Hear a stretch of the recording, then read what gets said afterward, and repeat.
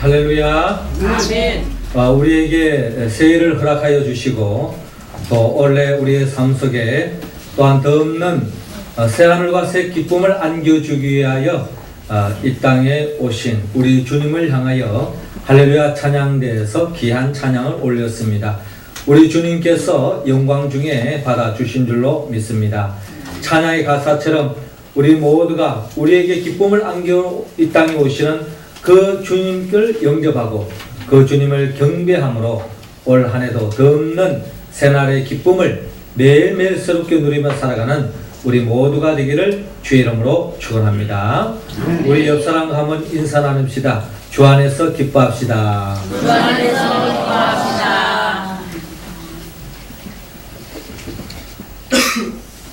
2011년이 밝아왔습니다. 오늘 이 시간 하나님의 은혜 가운데 우리는 아름다운 소망을 품고 새해 신년 예배로 우리는 지금 드리고 있습니다. 하나님의 은혜와 은총이 여러분들에게 충만히 임하여서 올 한 해 여러분들 꿈꾸는 모든 소원하는 바들이 다 이루시고 또한 모든 만사가 형통하여서 더 없는 하늘나라의 그 기쁨을 매일매일 삶 속에 만끽할 수 있기를 주의 이름으로 축원합니다. 단지 이 15분 뿐이라고 하는 연극이 있습니다. 장래가 촉망되는 이 젊은이는 어려서부터 그 총명함을 따를 자가 없었습니다. 20대에 박사학위를 수료했고요. 또 그의 뛰어난 논문을 보고 심사위원들은 격찬을 했으며 이제 학위를 받을 날짜만 기다리고 있는 젊은이였습니다. 어느 누구도 그의 성공을 의심하지 않았고 본인도 자신에 넘쳐 있었습니다. 하루하루 분홍빛 미래만이 그에게 다가오는 듯 했습니다. 그러던 어느 날 이 젊은이에게 이상한 일이 생겼습니다. 가슴에 뭔가 통증을 느끼기 시작했습니다. 정밀 검사 결과에 병원에서 나온 결과를 보니까 폐암 말기라고 하는 정말 있을 수 없는 청천벽력과 같은 진단이 나오고 결국 그의 운명은 15분밖에 남지 않았다고 하는 죽음의 선고가 내려졌습니다. 15분 그는 침상에 누워 있었습니다. 시간은 쉬지 않고 째깍째깍 흘러만 갔습니다. 5분이 금방 지나가고 남은 시간이 10분으로 줄어듭니다. 이때 그가 누워있는 병실에 한 통의 전보가 날아듭니다. 그 내용을 보니까 억만장자 당신의 삼촌이 방금 돌아가셨습니다.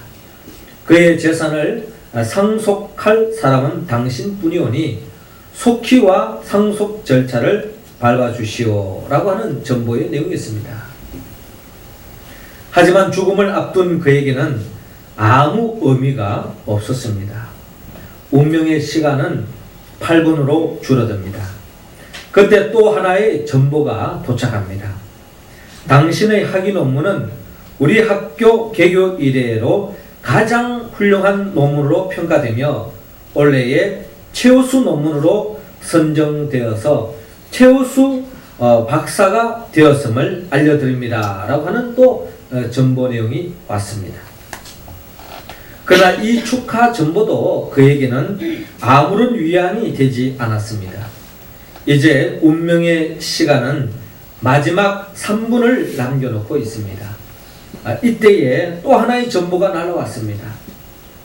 그가 그렇게도 애타게 기다리던 연인으로부터 결혼 승낙의 허락하는 그런 내용의 편지가 왔던 것입니다. 세 통의 전보들이 그때마다 그에게 기쁨을 주었을 것입니다. 그러나 어떤 전보도 그 운명의 15분을 멈추게 할 수는 없었습니다. 드디어 15분이 지나가고 그는 세 통의 전보를 손에 쥔 채 목숨을 거둡니다. 그리고는 연극이 끝납니다. 그렇습니다. 올 한 해를 우리가 맞이하면서 우리 자신들이 소망하고 모든 사람들이 부러워하는 그 꿈을 우리가 이뤘다 할지라도 우리가 생명이 없다면 그 무엇이 소용이 있겠습니까? 우리가 살아있는 가운데 억망장자도 우리가 의미 있는 것이고, 살아있을 때 훌륭한 논문도 의미 있는 것이고, 살아있을 때 사랑하는 사람도 의미가 있는 것 아니겠습니까? 내가 죽고 나면은 아무 의미가 없다는 것입니다. 이처럼 생명이 우리에게 참으로 소중한 것처럼 우리는 생명보다 더 소중한 분이 있는데 그분이 바로 예수 그리스도입니다. 예수 그리스도, 그분은 요한일서 5장 12절의 표현에 의하면 아들이 있는 자에게는 생명이 있고 하나님의 아들이 없는 자에게는 생명이 없느니라 라고 말씀하시면서, 하나님의 아들 예수 그리스도가 없다면 우리는 하나님 앞에서 또한 아무 의미가 없으며, 예수들을 믿지 않는 우리의 삶에는 그 어떠한 부귀영화와 이 세상의 모든 사람들이 부러워하는 그 무엇을 가졌다 할지라도 아무 소용이 없다고 하는 그와 같은 진리의 안에서 우리는 고백하지 않을 수 없습니다. 그러게 요한복음 15장 5절에도 나는 포도나무요 너희는 가지니 저가 내 안에 내가 저 안에 있으면 이 사람은 과실을 많이 맺나니 나를 떠나서는 너희가 아무것도 할 수 없습니다 라고 말씀하신 것처럼, 포도나무 가진 우리가 포도나무에 붙어 있을 때에 그게 열매를 맺을 수 있고 또한 우리가 꿈꾸는 데 이루어질 수 있는 거지, 주님을 떠나버리면 아무 의미가 없다고 하는 마른 가지처럼 불에 튀어질 수밖에 없는 존재로 전락할 수밖에 없음을 성경은 말씀하고 있습니다. 그렇기 때문에 우리가 올 한 해도 많은 꿈을 가지고 많은 소원을 가지고 있지만 우리가 주 예수 그리스도 안에 있을 때에 그것이 진정한 의미가 있다는 겁니다. 주님 밖에 나가면 그 무엇도 아무 의미가 없다는 거예요. 주님 안에 있을 때 우리는 참된 행복을 꿈꿀 수 있고 참된 행복의 삶을 살아갈 수 있다는 겁니다. 그렇다면 오늘 성경 본문은 우리 모두가 주 안에 있을 때야만이 참된 행복을 누릴 수 있는데, 주 안에 있는다는 게 무엇인가 하는 것을 오늘 성경은 우리에게 말씀해 주고 있으며, 주 안에 있어서 우리가 가장 중요한 것이 무엇인가를 가르쳐 주고 있습니다. 먼저 주님께서는 오늘 본문 1절에서 2절을 통하여 주님께 경배하는 것이라고 말씀하고 있습니다. 2절의 말씀을 보면 유대인의 왕으로 나신 이가 어디 계시뇨? 우리가 동방에서 그의 별을 보고 그에게 경배하러 왔노라 하니 라고 기록되어 있습니다. 오늘의 본문에서 우리는 유대인의 왕으로 만왕의 왕 메시아로 오신 예수들을 경배하는 동방 박사들을 우리는 만날 수 있습니다. 동방 박사들은 별의 인도하심을 따라 동방으로부터 왔습니다. 별이 지시하는 곳에 머물러 아기 예수님께 엎드려 경배합니다. 그리고 보배함을 열어서 황금과 유황과 모략을 예물로 드립니다. 동방 박사들은 아기 예수님께 엎드려 경배하고 예물을 드림으로 하나님의 복을 받은 사람으로 성경은 기록되어 있습니다. 그렇습니다. 누가 하나님의 복을 받은 사람입니까? 성경에서 말하는 복은 누가 얼마나 건강하냐, 누가 돈을 얼마나 많이 벌었느냐, 누가 더 높은 지위와 명예를 얻었느냐가 아닙니다. 예수님과 어떤 관계에 있느냐, 예수님과 어떤 관계에 있느냐, 이것이 바로 성경이 말하는 복받은 사람과 복받지 못한 갈림길로 나눈다는 것입니다. 예수님을 경배하는 사람, 예수님을 영접하는 사람, 예수님과 동행하고 또한 동행하는 사람, 주의 복음을 전파하는 사람, 이러한 사람이 하나님의 복을 받은 사람이라고 성경은 말씀하고 있습니다.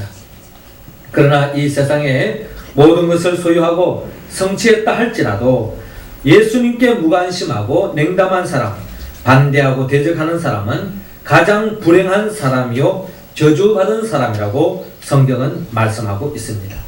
하나님은 우리 모두가 오늘 성경의 본문에 나타나 있는 아기 예수님을 경배하는 동방 박사들처럼 예수님을 경배하는 삶으로 나아가기를 원합니다. 경배하는 삶이란 예수님을 내 인생의 최고로 모시는 겁니다. 내 인생의 왕으로 모시는 겁니다. 그런 삶을 살아갈 때에 하나님은 우리를 최고의 삶으로, 최고의 인생으로 인도해 주신다고 성경은 약속하고 있습니다. 그러기에 사무엘상 2장 30절은 나를 존중히 여기는 자를 내가 존중히 여기고 나를 멸시하는 자를 내가 격렬히 여기리라 라고 분명히 말씀하고 있습니다. 예수님을 경배하고 예수님을 높이고 예수님을 찬양하고 예수님 앞에 우리가 최선을 다하는 삶을 살아갈 때에 주님께서는 반드시 주님을 경배하고 주님을 존중히 여기는 그 인생을 존귀하게 모든 사람들이 부러워하고 흠모하는 인생으로 세워줄 줄로 믿고 우리가 주님 앞에 나와 예배를 통하여 주님께 더욱더 경배하고 또한 주님께 영광 돌리며 나아가는 우리 모두가 되기를 주의 이름으로 축원합니다. 두 번째로 우리 모두가 주 안에서 참된 행복을 누리기 위해서는 하나님께서는 오늘 본문 3절에서 6절을 통하여 주님께 순종하라고 말씀하고 있습니다. 6절의 말씀을 보니까 또 유대 땅 베들레헴아 너는 유대 고을 중에서 가장 작지 아니하도다 내게서 한 다스린 자가 나와서 내 백성 이스라엘의 목자가 되리라 라고 말씀하고 있습니다. 자, 이 말씀은 일찍이 성경의 구약의 말씀에 잘 기록된 말씀이고 대제사장과 서기관들이 이 말씀에 대해서 그 누구보다 잘 알고 있었습니다. 마침 헤롯 왕이 동방 박사가 와가지고 이 땅에 유대의 왕이 났다고 하는데 어디에 났느냐라고 물었을 때에 헤롯은 긴장하지 않을 수 없었습니다. 그러나 헤롯 왕은 성경에 대한 지식이 없었기 때문에 이처럼 대제사장과 서기관들을 만나서 그들에게 이 예루살렘에 왕이 태어났다고 했는데 성경에는 뭐라고 말하고 있느냐라고 물었을 때에 이 대제사장과 서기관들이 정확하게 들려줍니다. 또 유대 땅 베들레헴아 너는 유대 고을 중에 가장 작지 아니하도다 내게서 한 다스린 자가 나와서 내 백성 이스라엘의 목자가 되리라 하는 이 말씀을 대제사장과 서기관들은 잘 알고 있었음에도 불구하고 또 가르쳐 줄 정도로 성경에 대한 지식이 있었음에도 불구하고 그들은 막상 예수님이 이 세상에 태어났을 때에 주님께 다가가서 경배하지 않았습니다. 주님께 무관심했습니다. 결국 그들은 하나님의 말씀을 알면서도 삶으로 나아가지 않은 사람, 참으로 성경적으로 봤을 때에 가장 불행한 사람입니다. 성경을 모르는 사람보다 아는 사람이 더 소중하겠죠?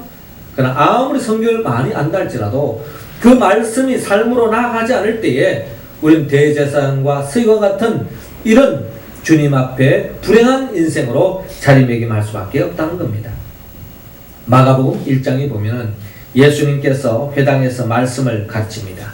마침 더러운 귀신 들린 사람이 있었는데 이 귀신은 자신의 정체를 드러냅니다. 예수님께 말씀하기를 나사렛 예수여 우리가 당신과 무슨 상관이 있나이까? 우리를 면하러 왔나이까? 나는 당신이 누구인지 아노니 하나님의 거룩한 자니이다 라고 귀신이 고백하고 있습니다.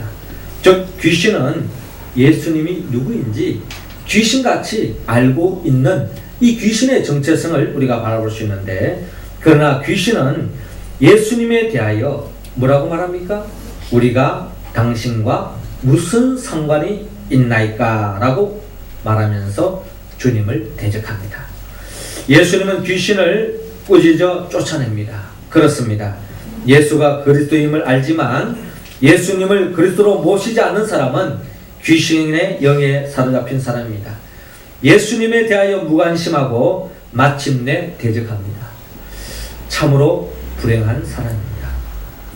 우리 가운데 대제사장과 서기관 같은 사람은 없습니까? 예수님이 누구인지 알면서도 예수님을 경배하지 않고 영접하지 않고 주의 말씀에 순종하지 않는 사람은 없습니까?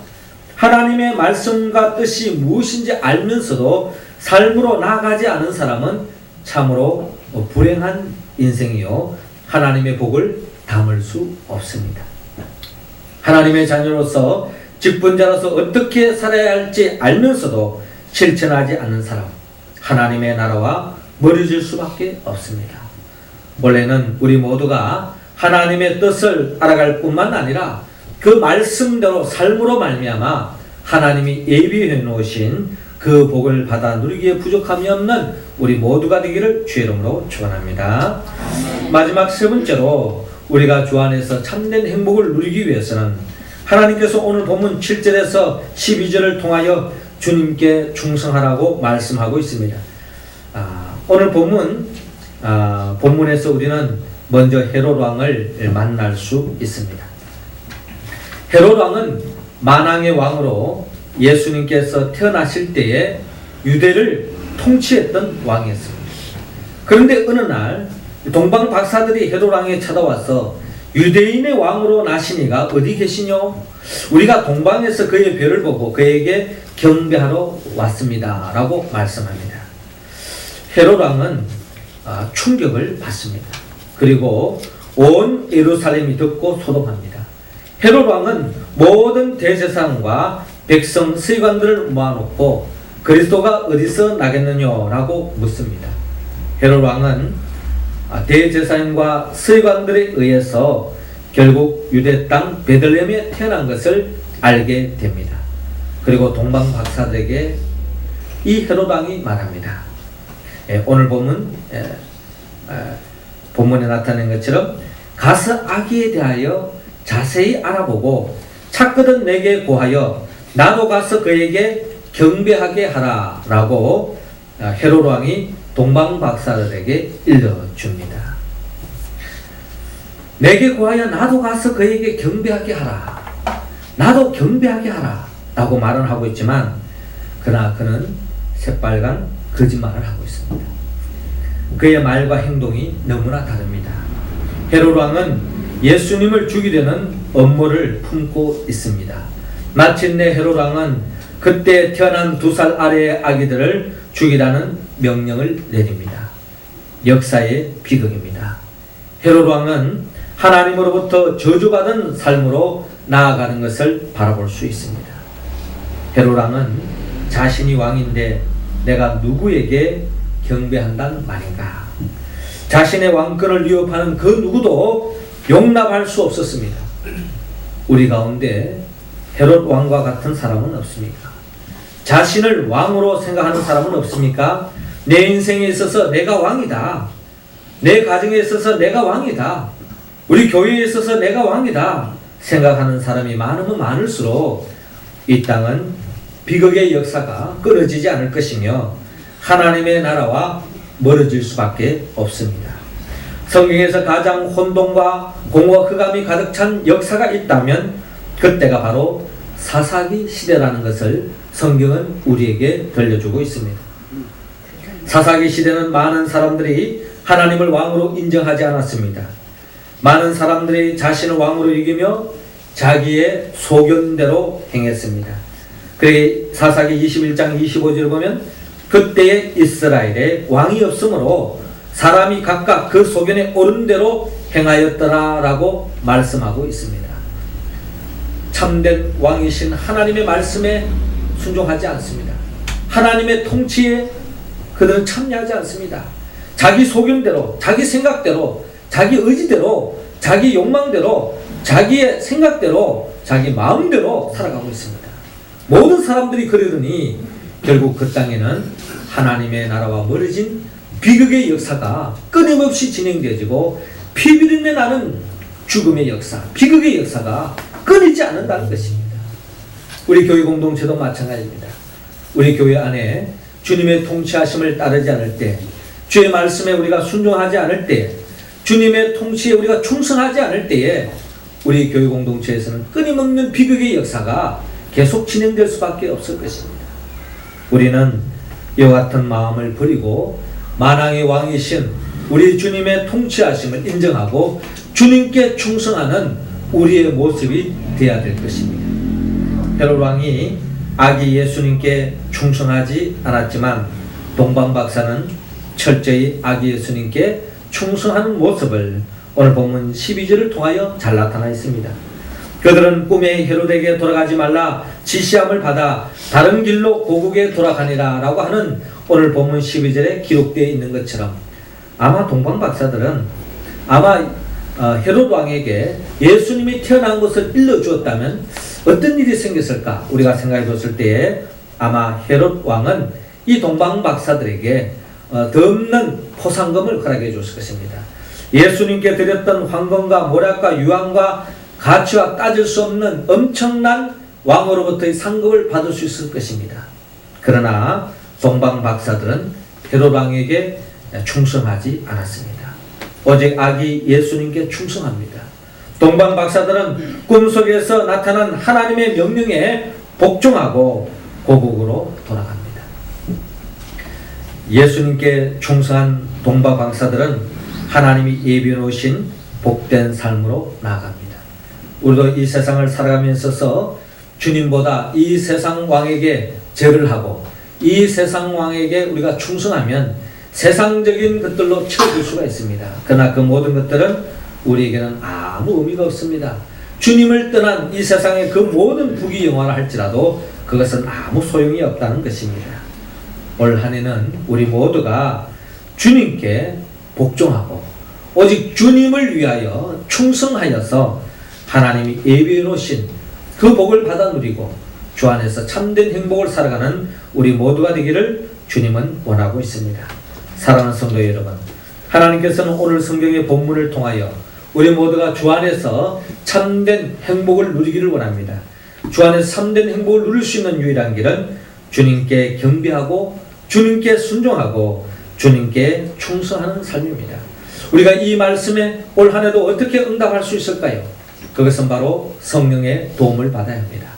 나를 위하여 십자가에 못 박혀 죽으시고 나를 위하여 사망 권세를 깨뜨리고 부활하신 예수 그리스도의 영 보혜사 성령의 도움을 받아 오늘 주신 이 말씀에 응답하여서 우리 모두가 주 안에서 모든 꿈을 이루고 또 주 안에서 하나님이 예비해 놓으신 참된 복을 누리며 살아가는 2011년 우리 모두의 교회생활, 우리 가정생활, 이 땅에서의 삶이 다 될 수 있기를 주의 이름으로 축원합니다. 기도드리겠습니다. 생명의 영 보혜사 성령님이시여 이 시간 우리 각자 한 사람 한 사람에게 성령의 기름을 충만히 부어 주옵소서. 그래야 오늘의 말씀처럼 오직 주님께 경배하고 순종하고 충성함으로 하나님께 영광 돌리고 하나님이 예비해 놓으신 그 충만한 행복한 삶을 올 한 해도 누리며 살아갈 수 있도록 인도하여 주시옵소서.